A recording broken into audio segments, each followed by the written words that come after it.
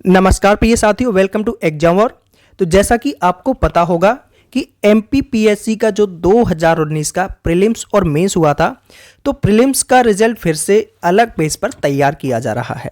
तो किस आधार पर रिजल्ट बनाया जा रहा है और वो कौन से विद्यार्थी हैं जो शॉर्ट लिस्टेड नहीं किए जाएंगे और वो कौन से कैंडिडेट हैं जो कि रिवाइज रिजल्ट में शॉर्ट लिस्टेड किए जाएंगे, आइए देखते हैं। तो देखिए, एमपीपीएससी 2019 का परिणाम निरस्त। अब क्या होगा? तो प्री का रिजल्ट जो है वो दोबारा बनाया जाएगा और सफल कैंडिडेट्स को देना होगा मेंस और 11,000 अभ्यर्थियों को मिलेगा इसका फायदा। तो जबलपुर हाईकोर्ट ने एमपीपीएससी 2019 के प्री और मेंस का रिजल्ट निरस्त कर दिया है और मामला संशोधित नियम 17 फरवरी 2022 से जुड़ा है, जिसे कि हाईकोर्ट ने असंवैधानिक घोषित किया है। जिसके साथ ही कोर्ट ने पुराने नियम के आधार पर प्री का रिजल्ट दोबारा तैयार करने का आदेश दिया है और जिसके बाद अब प्रारंभिक परीक्षा का परिणाम नए सिरे से जारी किया जाएगा और जो भी सफल अभ्यर्थी होंगे उनके लिए फिर से मुख्य परीक्षा का आयोजन किया जाएगा। और इस परीक्षा में शामिल अन्य कैंडिडेट्स का क्या होगा, वे क्या करेंगे, हाई कोर्ट के आदेश से किसे नुकसान होगा और किसे फायदा होगा, आइए देखते हैं। तो किसका फायदा होगा और किसका नुकसान? तो देखिए, यहाँ पर हाई कोर्ट के आदेश के बाद प्रारंभिक परीक्षा में सफल और मुख्य परीक्षा दे चुके कई कैंडिडेट बाहर हो जाएंगे। खासकर सामान्य वर्ग वाले जो कैंडिडेट्स हैं उनको काफ़ी नुकसान होगा इससे, क्योंकि अब नए सिरे से पुराने नियम के आधार पर रिजल्ट जारी होगा। तो करीब 700 छात्रों को मुख्य परीक्षा में बैठने का मौका मिलेगा। इनमें कई ऐसे भी होंगे जो पुरानी व्यवस्था से बाहर हो गए थे। यहाँ पर होगा क्या? देखिए, यहाँ पर आपको बोला है कि सामान्य वर्ग वाले कैंडिडेट्स को नुकसान होगा। तो उनको नुकसान इस वजह से होगा कि जो अभी रिजर्व कैटेगरी वाली जो सीट रहती हैं, तो ओबीसी, एससी, एसटी वो अपनी रिजर्व वाली सीट ले लेते हैं, लेकिन अभी सामान्य वाली सीट पर क्वालिफाई नहीं किया था उन्होंने। तो अब इनके लिए ऐसा कर दिया गया है कि अगर ओबीसी, एससी, एसटी वाले छात्र के अगर सामान्य वर्ग वाले कैंडिडेट जितने मार्क्स हैं या उससे ज़्यादा है तो उसको सामान्य की सीट दे दी जाएगी। तो जो सामान्य वर्ग वाले अभ्यर्थी हैं वो उनको इस आधार पर नुकसान हो जाएगा। और देखिए, वहीं 1 से 6 मार्क्स की कमी से बाहर हो गए आरक्षित वर्ग के छात्रों को भी मेन एग्जाम में शामिल होने का मौका मिलेगा और पुराने नियम के आधार पर प्रारंभिक परीक्षा का रिजल्ट घोषित होगा। 11,000 से अधिक कैंडिडेट्स को नए सिरे से मेरिट लिस्ट में आने का मौका मिलेगा। अब गेंद एमपीपीएससी के पाले में। तो हाई कोर्ट के आदेश के बाद गेंद एमपीपीएससी के पाले में है। उसे प्रीलिम्स का रिजल्ट नए सिरे से पुराने नियम के अनुसार घोषित कर मेंस एग्जाम जल्द कराना होगा। मामला हाईकोर्ट में चले जाने से पहले ही 2 साल से चयन अटका पड़ा है। हालांकि एमपीपीएससी 2020 के रिजल्ट को फंसे पेच को आदेश है उसके लिए रास्ता साफ कर दिया गया है।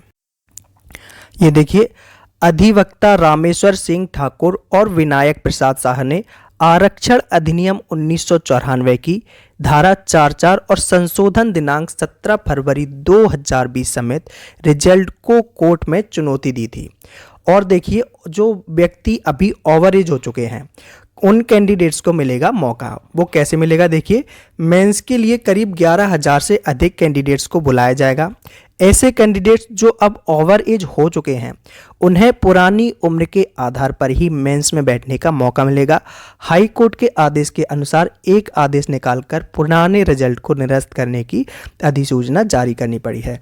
तो फॉर्म फिल करते समय अभ्यर्थी की जो उम्र रही होगी उस टाइम 2019 में, आई थिंक समथिंग नवंबर में इसके फॉर्म फिल हुए थे, तो नवंबर में जो उम्र रही होगी उसी को यहाँ पर इंक्लूड किया जाएगा।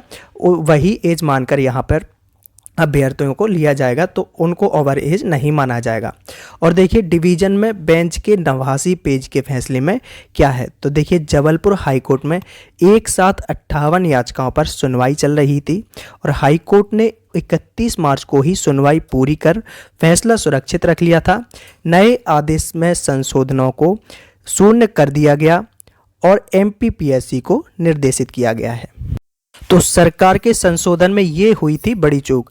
राज्य सरकार ने एमपीपीएससी 2019 एग्जाम के बाद एमपीपीएससी आरक्षण अधिनियम 2015 में संशोधन कर दिया था। तो 17 फरवरी 2020 को जारी संशोधित नियम के प्रावधान में ये जोड़ दिया गया था और जनरल कैटेगरी की मेरिट लिस्ट में आरक्षित वर्ग के कैंडिडेट्स को शामिल नहीं किया जाएगा। इस वजह से संवैधानिक संकट खड़ा हो गया और आरक्षण की कुल सीमा 113% पहुंच गई है। और देखिए यहाँ पर जनरल कैटेगरी के लिए जो आरक्षण है वो 40%, ओबीसी के लिए 27%, एसटी और एससी के लिए 16% और एससी के लिए 20% और ईडब्ल्यूएस के लिए यहाँ पर 10% रिजर्वेशन रखा गया है। और याचिका का आधार बना रिजर्वेशन।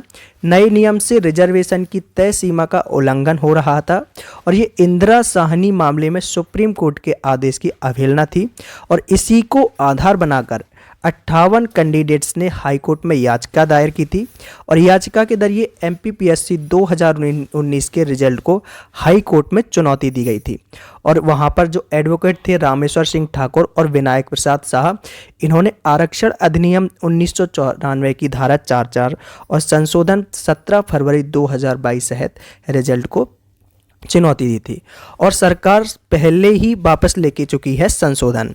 देखिए मध्य प्रदेश राज्य सेवा परीक्षा नियम 2015 में किए गए संशोधन को राज्य सरकार ने 20 दिसंबर 2021 की सुनवाई के बाद 22 दिसंबर को वापस ले लिया था और रिजल्ट नए संशोधन के अनुसार ही जारी कर दिया था। इसी कारण सरकार को अभी किसी नए संशोधन की जरूरत नहीं होगी और पहले से ही पुराना प्रावधान अमल में आ चुका है। और इस एग्जाम में 3 लाख कैंडिडेट्स हुए थे शामिल। एमपीपीएससी 2019 के प्री एग्जाम में करीब 3 लाख कैंडिडेट्स शामिल हुए थे। परीक्षा कुल 587 पदों के लिए आयोजित कराई गई थी। इनमें एसडीएम, डीएसपी जैसे प्रमुख पद भी शामिल थे और प्रमुख प्रारंभिक परीक्षा के बाद मुख्य परीक्षा के लिए पद की तुलना में 20 गुना कैंडिडेट्स को मौका दिया गया था, जो कि हर साल दिया जाता है। और इसके बाद इंटरव्यू के लिए 3 गुना कैंडिडेट्स को बुलाया जाता है और फिर फाइनल सिलेक्शन का रिजल्ट जारी कर दिया जाता है। तो ये थी एमपीपीएससी 2019 के री एग्जाम की एक बड़ी अपडेट। अगर आप हमारे साथ डेली करंट अफेयर से जुड़कर पढ़ना चाहते हैं तो चैनल को सब्सक्राइब करके बेल आइकन पर क्लिक कर लीजिए ताकि प्रत्येक वीडियो का नोटिफिकेशन आपको प्राप्त हो सके और प्रत्येक एग्जाम से रिलेटेड कंटेंट भी मैं आपको प्रोवाइड कराता रहता हूं। एग्जाम